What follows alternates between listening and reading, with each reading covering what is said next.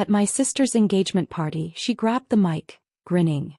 Meet my maid of honor. Oh wait, no. She fake pouted. Too ugly for the role. Find someone prettier. The crowd laughed. Our parents clapped. Aunt Carol smirked. I smiled, not wounded but knowing. To love, I toasted, slipping her fiancé a small gift. His smile faltered. The music skipped. And suddenly no one was laughing anymore. Jennifer snatched the microphone from the band leader and tapped it twice. The feedback screech made everyone wince, but she just smiled that perfect smile of hers. Sorry, she laughed, not looking sorry at all.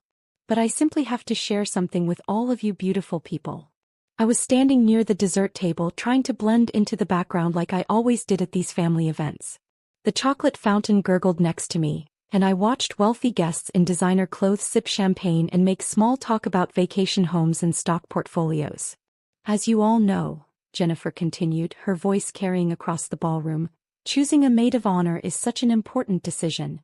Tradition says you pick your sister, right? A few people nodded and murmured agreement. I felt my stomach tighten. Where was she going with this? Well, I've been thinking about it for weeks. Jennifer's eyes scanned the crowd until they found me. That predatory gleam I knew so well flickered in them. And honestly, I just can't do it. Before we continue, I want to thank you for joining me in sharing these stories about finding your voice. If you believe in standing up to family bullies, please consider subscribing. It's free and helps us reach more women who need this courage. Now let's see how this unfolds. The room went quiet except for the soft jazz music playing in the background. Someone clinked a glass nervously. I gripped my champagne flute tighter, feeling the cool crystal against my palm. I mean, look at her, Jennifer said, pointing directly at me. Sweet little Sarah in her. What did you find that dress, the clearance rack at Walmart? A few people snickered. Harold Morrison, Dad's business partner, actually chuckled out loud. Mom covered her mouth, but I could see her shoulders shaking with suppressed laughter. Jennifer, Michael said quietly, but she waved him off. Oh, come on, Michael.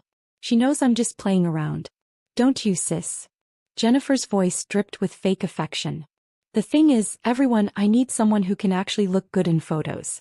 Someone who won't make my wedding album look like a before and after commercial. More laughter rippled through the crowd. Aunt Carol raised her wine glass in what looked like approval. Our parents were beaming at their golden daughter's performance. I forced my lips into a smile, the same fake expression I'd perfected over 32 years of being Jennifer's target. But something felt different tonight. Maybe it was the small wrapped box in my purse, the one I'd been carrying for 3 weeks. Maybe it was the way Michael was standing apart from Jennifer, his jaw clenched tight. So instead, Jennifer announced triumphantly, I've chosen my gorgeous sorority sister Madison as my maid of honor. Isn't she perfect? Madison waved from across the room, her blonde hair catching the chandelier light. She looked like she belonged in a magazine just like Jennifer. Perfect teeth, perfect skin, perfect everything. The crowd applauded politely. I used the noise to move closer to the front, weaving between groups of guests who were already returning to their conversations about tennis tournaments and charity galas. Now, Jennifer said, finally setting the microphone back on its stand, let's toast to love and happiness. Everyone raised their glasses. The crystal clinked together in a symphony of wealth and privilege. But before anyone could drink, I stepped forward. Actually, Jennifer, I said, my voice carrying further than I'd expected in the suddenly quiet room. I'd like to make a toast too. Jennifer's smile faltered for just a second before snapping back into place. Oh, how sweet of you, Sarah. Everyone, my sister wants to say something nice. I reached into my purse and pulled out the small white box I'd wrapped so carefully the night before. Simple white paper, silver ribbon. Nothing fancy. Just like me, according to everyone in this room. I brought you both an engagement gift, I said, holding the box out toward Michael. Something special I thought you should see. Michael looked confused but took a step forward. His hands weren't quite steady as he reached for the box. I noticed he'd been drinking more than usual tonight, probably trying to get through another one of Jennifer's performances. How thoughtful, Jennifer said, but I caught the slight edge in her voice. She didn't like surprises, especially ones she hadn't planned herself. I raised my champagne glass high, feeling the weight of every stare in the room. Mom looked proud, probably thinking I was finally going to say something gracious about her favorite daughter. Dad was checking his phone, already bored. Aunt Carol was smirking like she was waiting for another punchline. To love, I said clearly, watching as Michael began to untie the silver ribbon with trembling fingers. And to getting exactly what you deserve. The words hung in the air like smoke. Michael lifted the lid of the box and I watched his face change. First confusion, then recognition, then something that looked like panic. The small flash drive inside gleamed silver under the ballroom lights. What is it? Jennifer asked, trying to see into the box. But Michael had already closed it, his knuckles white against the white cardboard. The room was completely silent now except for the soft jazz music that suddenly seemed too loud. Even the chocolate fountain seemed to have stopped gurgling. I kept my glass raised, waiting. This was the moment I'd been planning for months. Not out of spite but out of survival. Jennifer had spent our entire lives making me feel small, worthless, invisible. She'd stolen my prom date, sabotaged my job interviews, and made family gatherings into public humiliation sessions. But tonight was different. Tonight I had something she didn't know about. Open it properly, Michael, I said softly. I think everyone would love to see what's inside. Jennifer's perfect smile was starting to crack around the edges. She reached for the box, but Michael pulled it closer to his chest. Maybe we should do this privately, he said, his voice barely above a whisper. Oh no, I said, finally taking a sip of my champagne. Tasted like victory. I think everyone here deserves to see. After all, Jennifer loves sharing things with crowds. The silence stretched longer. Someone coughed. A woman in a red dress whispered something to her husband. The band had stopped playing entirely, sensing the tension in the room. And for the first time in my entire life, I wasn't the one everyone was staring at with pity or amusement. I was the one in control. The flash drive sat in Michael's palm like a tiny bomb waiting to explode. But as I watched his face go pale, my mind drifted back to another moment when I'd held all the power, only to watch Jennifer steal it away. I was 7 years old, standing on the elementary school stage in my blue dress with the white collar. Mom had spent weeks helping me memorize my lines for the spring play. I was going to be the narrator, the most important part. But 3 days before the performance, Jennifer convinced Mrs. Henderson that she'd be better suited for the role. Sarah's voice is so quiet, she'd said sweetly. I project much better. Mom had nodded in agreement. Jennifer does have more stage presence. I ended up as tree number 3, standing silently in the background while Jennifer delivered my carefully memorized lines to thunderous applause. That was the first time I learned to make myself smaller so she could be bigger. The pattern continued through middle school. Jennifer joined every club I showed interest in, then somehow managed to become president or captain within weeks.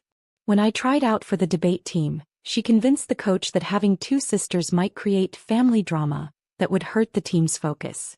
I was cut. She wasn't. High school brought the prom incident that everyone still talked about at family gatherings. Danny Patterson had asked me to junior prom 3 weeks ahead of time. I'd bought a pink dress, practiced dancing in my bedroom, and actually felt pretty for once in my life. Then Jennifer decided she wanted him. I found them kissing by the gymnasium doors the day before prom. Danny had the decency to look ashamed, but Jennifer just smiled and said, he realized he'd rather go with someone who knows how to have fun. When I cried that night, Mom sat on my bed and stroked my hair. Honey, Jennifer probably saved you from embarrassment. Danny's very popular. You might not have known how to handle that kind of attention. The words stung worse than watching them dance together the next night while I stayed home with a pint of ice cream and old movies.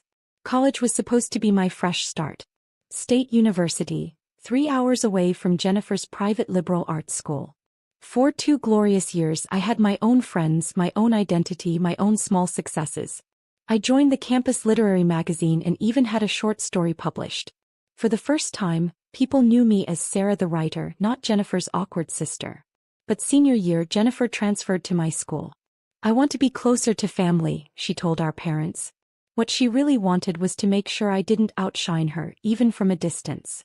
She rushed my sorority and became social chair within a semester. She started dating the guy I'd had a crush on for months, even though she'd never shown interest in him before. She threw parties in our tiny shared apartment and invited everyone I knew, then spent the evenings making little comments about my weight, my clothes, my quiet personality.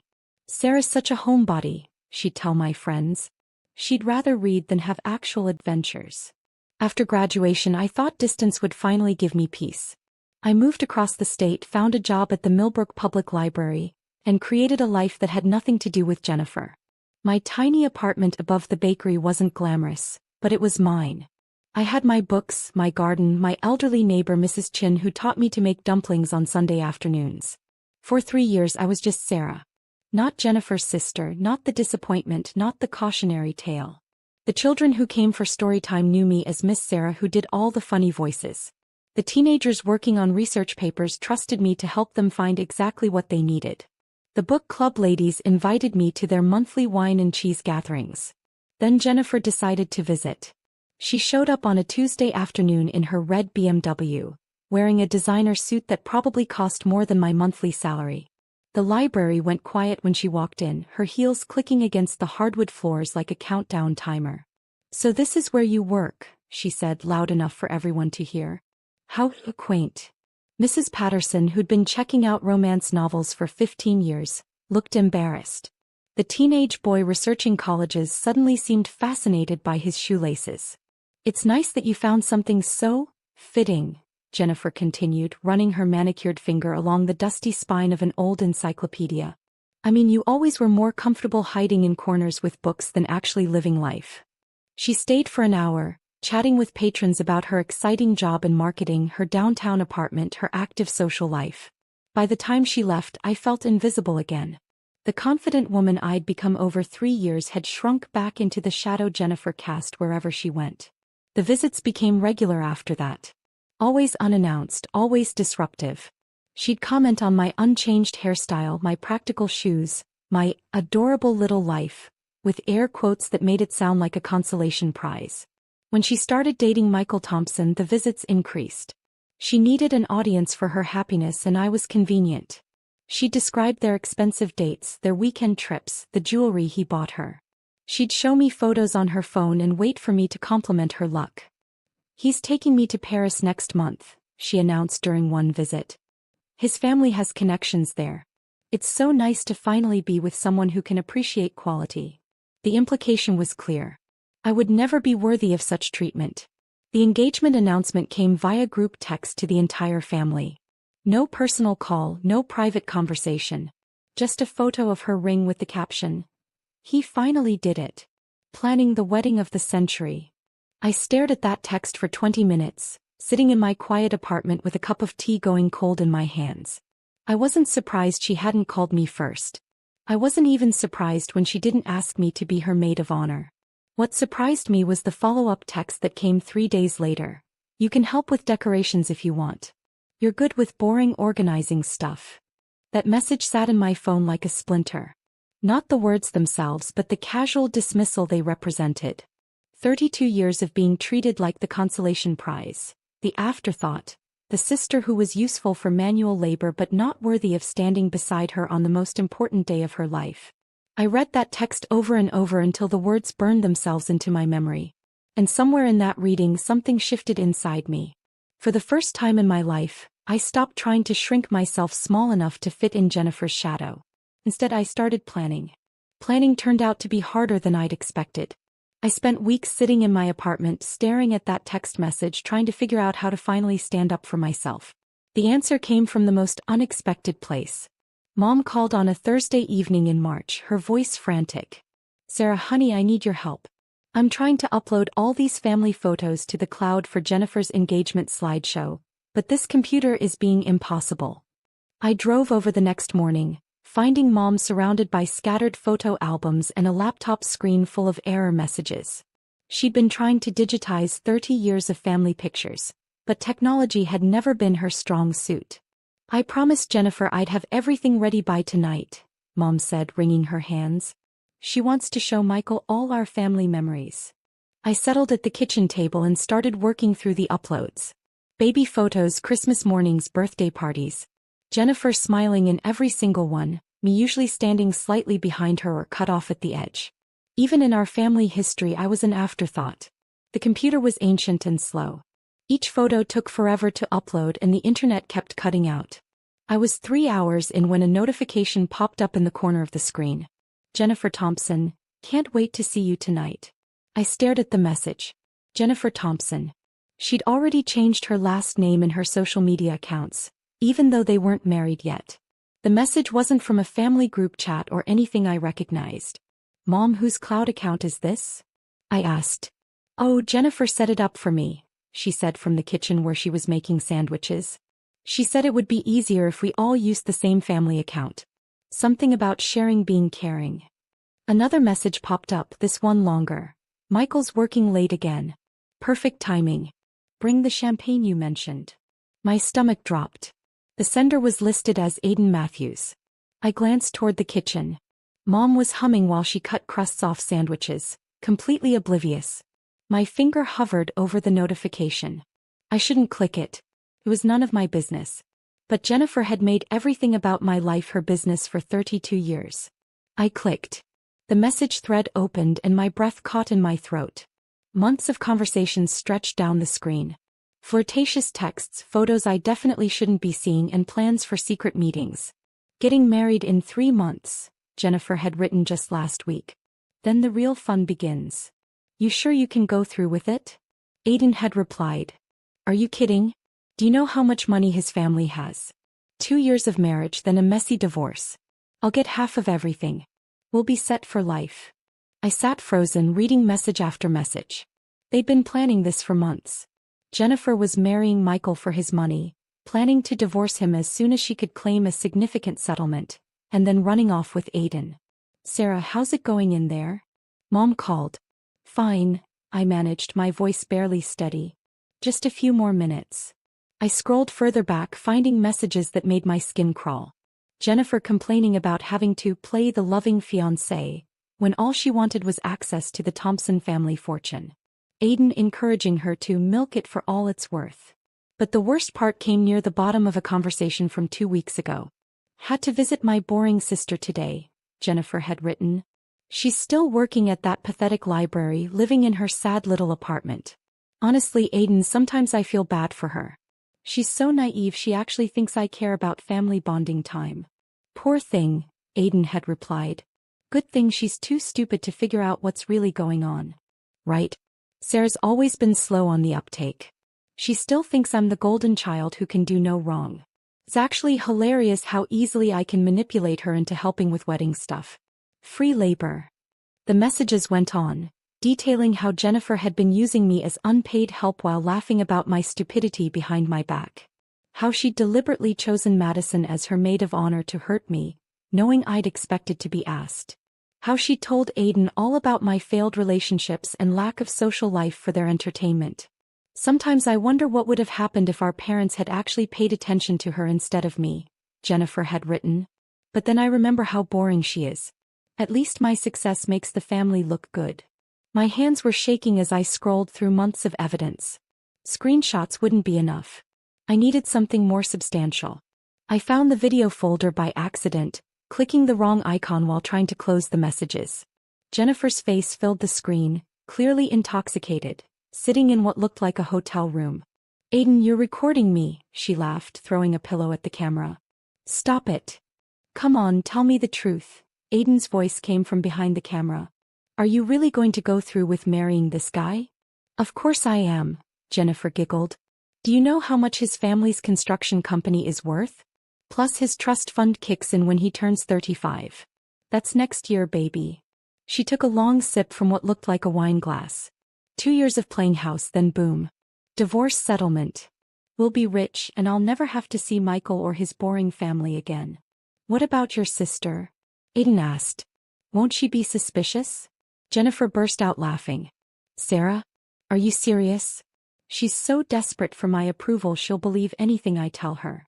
I could rob a bank and she'd find a way to justify it. She's been my useful little puppet since we were kids. The video continued for another 10 minutes. Jennifer detailing her plans, mocking Michael's trust in her, making cruel jokes about my appearance and personality. Each word felt like a physical blow. But instead of the familiar shame and hurt, something else was building inside me. Something cold and calculating that I'd never felt before. I ejected a flash drive from Mom's desk drawer and started copying files. Screenshots, videos, bank information that showed money transfers between Jennifer and Aiden's accounts. Everything that proved what they were planning. "Sarah, honey, how much longer?" Mom called. "Almost done," I said, watching the progress bar creep forward. "Just backing everything up to be safe." When the copying finished, I closed all the windows and cleared the browser history. Then I finished uploading the innocent family photos Mom wanted, my hands steady despite the storm raging in my chest. "All set," I announced, walking into the kitchen. "The photos are uploaded and ready for Jennifer's slideshow." "Oh, wonderful." Mom beamed. "You're such a good sister, always helping out. Jennifer's so lucky to have you." I smiled and accepted a sandwich, chewing mechanically while my mind raced. For the first time in my life, I had something Jennifer didn't know I possessed. And for the first time in my life I was going to use it. The drive home from Mom's house took forever, my mind spinning with possibilities. The flash drive sat in my purse like a loaded weapon, and I spent the entire evening staring at it on my kitchen table. Having the truth was one thing. Knowing what to do with it was something else entirely. The next morning I called in sick to work for the first time in 2 years. Instead of cataloging books and helping patrons, I sat at my laptop with a cup of coffee and started planning. My first instinct was to call Michael directly, tell him everything and let him handle it. But that felt too simple, too private. Jennifer had spent decades humiliating me in public. She deserved the same treatment. Then I remembered something she'd mentioned during one of her library visits. She was planning a surprise slideshow for the engagement party, filled with photos and videos from their relationship. She'd asked several family members to contribute, but she'd been frustrated because Michael wasn't cooperating. "He's being so weird about sharing photos," she'd complained. "Like, what's the point of dating someone if you can't show off your happiness?" That gave me an idea. I pulled up Michael's contact information from the family group chat and sent him a carefully worded text. "Hi Michael. Jennifer mentioned she's struggling to get photos for the engagement slideshow. I'd love to help surprise her. Could you share some of your favorite pictures and videos from your relationship? I promise to keep it secret until the party." He responded within an hour. "That's really thoughtful, Sarah. Jennifer's lucky to have such a caring sister. I'll send some files over tonight." The photos arrived in my email by evening. 2 years of relationship documentation. Vacations, dinners, family gatherings, quiet moments at home. Looking through them, I noticed something interesting. Michael's smile seemed forced in the recent pictures. His eyes looked tired. In the older photos he appeared genuinely happy, but that joy had gradually faded. I selected the most telling images and started building my own slideshow. Not the romantic montage Jennifer was expecting, but something far more revealing. Over the next week I began inserting myself into their lives more strategically. I volunteered to help with wedding preparations, offering to coordinate with vendors and handle logistics. Jennifer was delighted to have free assistance. "Finally, you're being useful," she said during one of our planning sessions at her downtown apartment. "I was starting to think you didn't care about my happiness." I smiled and took notes on catering options while secretly studying her behavior. She was stressed, constantly checking her phone and making hushed calls that she claimed were work-related. When Michael was around, she seemed to be performing rather than relaxing. During one visit, Michael mentioned concerns about their venue deposit. "Maybe we should consider somewhere less expensive," he suggested. "The Thompson Industries quarterly reports haven't been great lately." Jennifer's facade cracked for just a moment. "We're not changing venues, Michael. This is my dream wedding." "But if the company is struggling..." "Your family has money," she snapped. "Stop being so paranoid about finances." The tension in the room was thick enough to cut. I pretended to be focused on my laptop, but I was absorbing every word, every gesture, every sign that their relationship was built on shaky ground. Meanwhile, I decided to test Aiden. Using an anonymous messaging app, I created a fake account and reached out to him with a simple message. "I know about you and Jennifer." His response was immediate and panicked. "Who is this? What do you want?" "Just watching," I replied. "Interesting how she shares your private conversations with others." The next few days brought a flood of increasingly frantic messages from Aiden, demanding to know who I was and what I knew. I didn't respond, but I saved every word. His paranoia was exactly what I'd hoped for. The effect on Jennifer was immediate. She became suspicious and irritable, constantly questioning Michael about his friends and coworkers. She accused him of sharing details about their relationship, which he vehemently denied. "Someone knows about us," she hissed during a phone call I overheard while picking up wedding favors. "Someone's been asking questions." "You're being paranoid," Aiden replied, his voice tinny through the speaker. "Just stick to the plan." But Jennifer wasn't satisfied. She started showing up at my library more frequently, studying my face for signs of deception. She questioned me about my social life, my coworkers, anyone I might have spoken to about the family. "You haven't been gossiping about my relationship, have you?" she asked one afternoon, her tone light but her eyes sharp. "Some people have been asking weird questions." "Of course not," I said, stamping books with practiced calm. "I barely know Michael beyond family gatherings." The week before the engagement party, everything started accelerating. Michael postponed their venue tour, citing work pressures. Jennifer ranted to Mom about his cold feet and annoying practical concerns. She was losing control of her carefully orchestrated plan, and the stress was showing. I spent those final days perfecting my presentation. The flash drive contained everything I needed, but timing would be crucial. Too early and people might leave before seeing everything. Too late and Jennifer might find a way to spin the situation. The night before the party, I stood in my bathroom mirror and practiced my toast. My voice needed to be steady, confident, but not aggressive. I wasn't seeking revenge. I was simply revealing the truth. "To love," I said to my reflection, raising an empty water glass. "And to getting exactly what you deserve." The words felt powerful coming out of my mouth. For 32 years I'd been the quiet one, the background sister, the one who absorbed Jennifer's cruelty without fighting back. But tomorrow night that would change. I chose my outfit carefully. A simple navy dress that Mom had once said made me look presentable. Jennifer would probably mock it, but that was part of the plan. I needed to look like the same harmless sister everyone expected me to be. The morning of the party, Jennifer called 3 times with last-minute requests. "Pick up the flowers. Double-check the catering setup. Make sure the slideshow equipment was working properly." "I'm so nervous," she confessed during the final call. "What if something goes wrong?" "Everything will be perfect," I assured her, and for the first time in my life I meant it. Walking into that ballroom hours later, I felt different. Not confident exactly, but purposeful. The flash drive in my purse felt like a secret weapon, and I was finally ready to use it. Jennifer was holding court near the champagne fountain, radiant in her designer dress and perfect makeup. She didn't notice the way Michael stood slightly apart from her, or how his smile never quite reached his eyes. She certainly didn't notice the small wrapped box I carried, or the way my hands remained steady despite the magnitude of what I was about to do. For the first time in our relationship, I knew something she didn't. And I was going to enjoy every second of her finding out. Michael stared at the flash drive for what felt like an eternity. The crowd had started a rhythmic chant of, "Open it. Open it." But he just stood there, turning the small device over in his palm like he was afraid it might bite him. "Come on, honey," Jennifer said, moving closer to him. "Sarah's being so sweet, bringing us a little gift. Let's see what it is."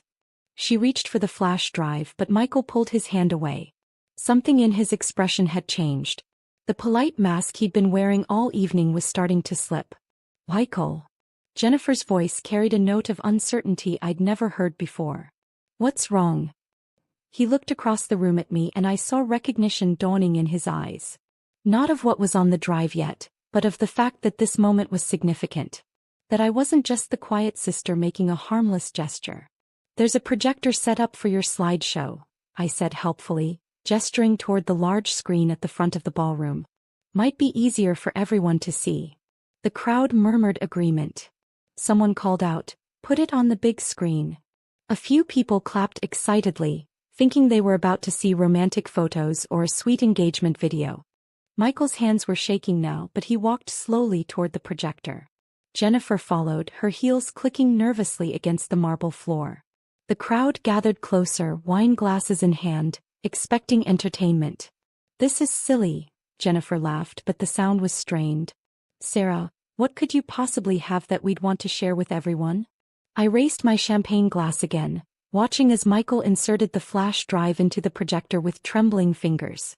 "Oh, I think you'll find it very interesting." "We all will." The screen flickered to life, and suddenly Jennifer's face filled the wall-mounted display. She was laughing in what looked like a hotel room, a wine glass in her hand, her hair tousled. The audio crackled through the ballroom sound system. "Aiden, you're recording me again," her voice echoed across the silent room.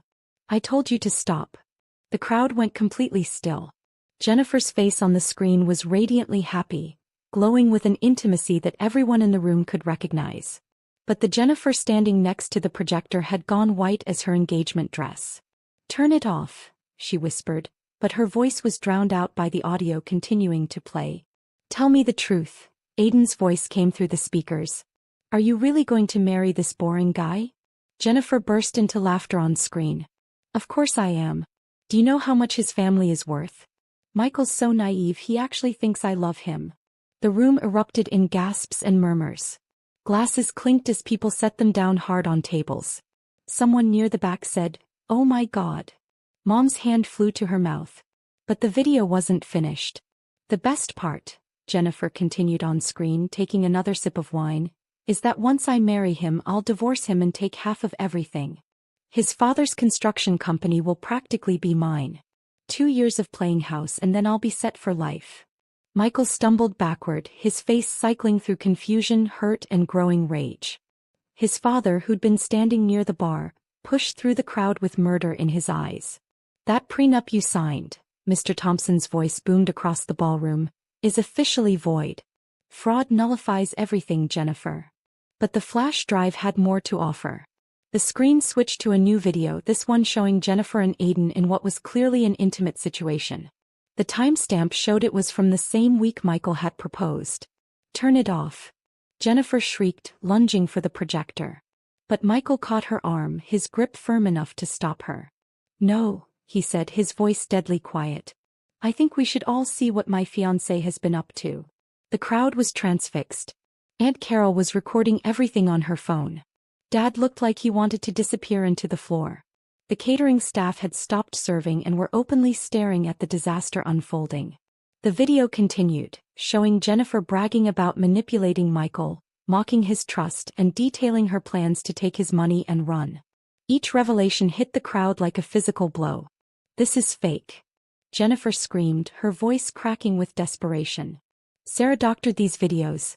She's always been jealous of me." But her protests fell on deaf ears. The evidence was too detailed, too consistent, too obviously real. And besides, everyone could see her face clearly in every frame. Michael finally spoke, his voice carrying across the silent ballroom. "The engagement is off." He pulled the engagement ring from Jennifer's finger with one sharp motion. She tried to resist, but he was stronger and more determined. "Michael, please," she begged, tears streaming down her face. "Let me explain. It's not what you think." "It's exactly what I think," he replied, pocketing the ring. "And apparently it's what everyone else thinks too." The crowd was buzzing now, voices rising as people processed what they'd witnessed. Business associates were pulling out their phones, already calculating how this scandal would affect their relationships with the Thompson family. Family friends were whispering about how they'd always suspected something was off about Jennifer. Mrs. Patterson from the library, who'd somehow ended up at this party, caught my eye across the room and gave me a subtle thumbs up. Even she could appreciate a well-executed plan. "You did this," Jennifer hissed, spinning to face me. Her perfect makeup was streaked with tears, her hair falling out of its elegant updo. "You planned this whole thing." I finished my champagne and set the glass down on a nearby table. "I simply shared some family videos, Jennifer. Isn't that what parties are for? Sharing memories." The flash drive had reached its final clip, the one where Jennifer mocked me specifically, calling me too stupid to figure out what was happening, laughing about how easily she could manipulate me into helping with her wedding preparations. "Poor boring Sarah," her voice echoed from the speakers.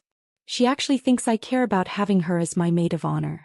As if I'd want someone so pathetic standing next to me on my special day." The room went dead silent again. Everyone turned to look at me, finally understanding the full scope of what had just happened.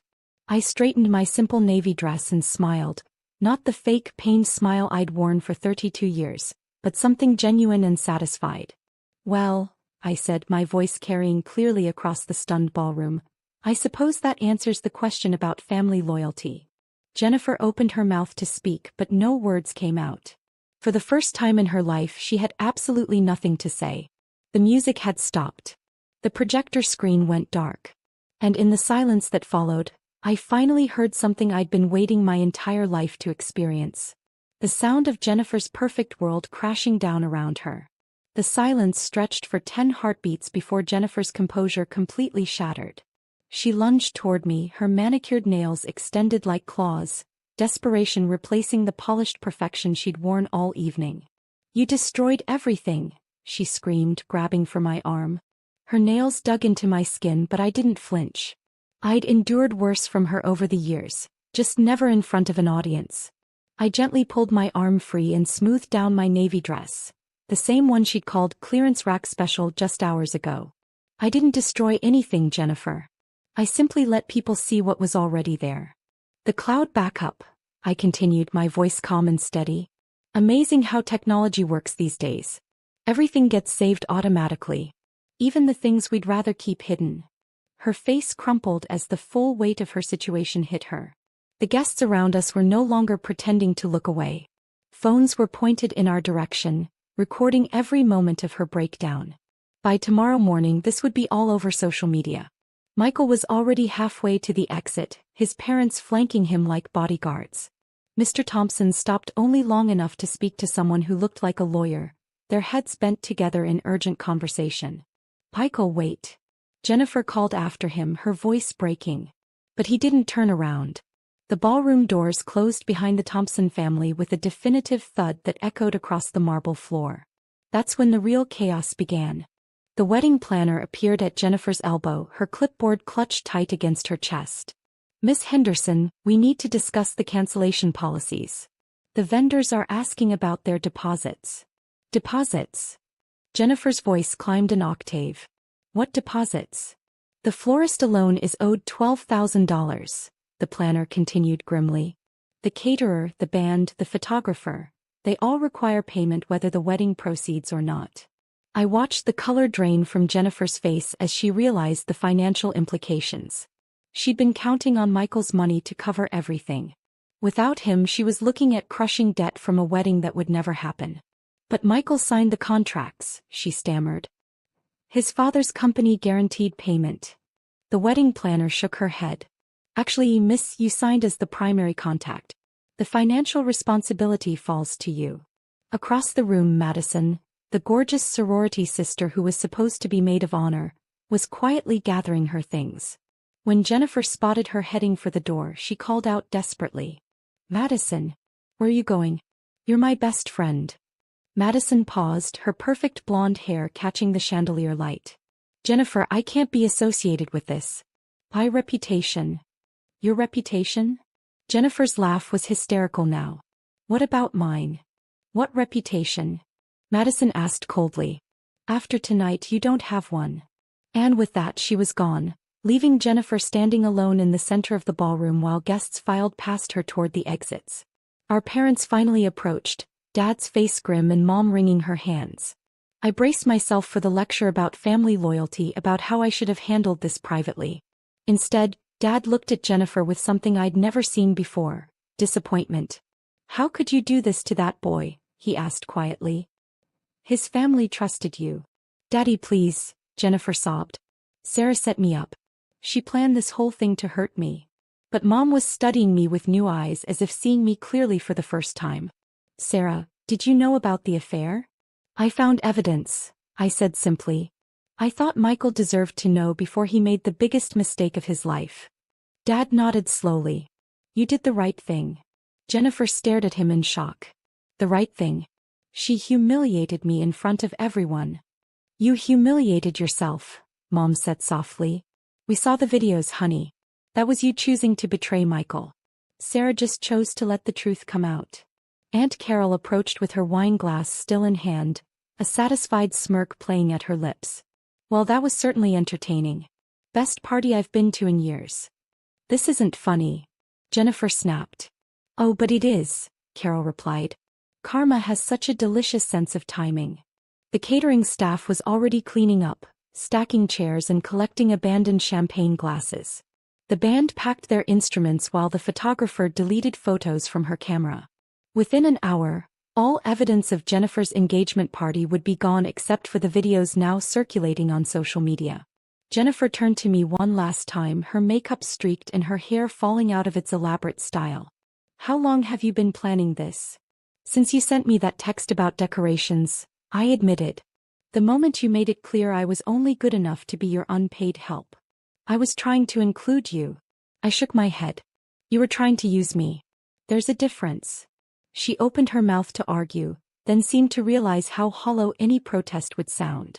Instead, she gathered what was left of her dignity and walked toward the door, her heels clicking against the marble like a countdown timer running out.